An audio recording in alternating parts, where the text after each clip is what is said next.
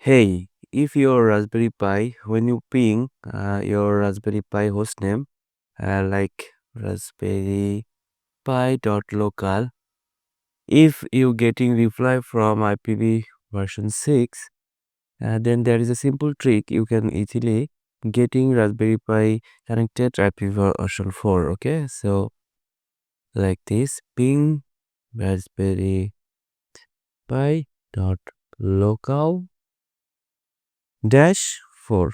Okay, that's it. Now you will getting the Raspberry Pi, the IPv version 4.6.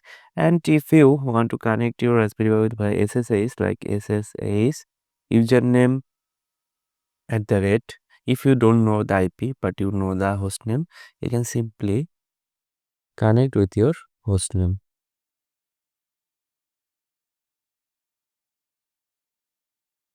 Okay, I am inside the Raspberry Pi.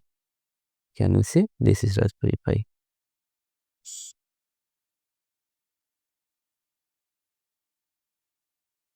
Host name Raspberry Pi and host name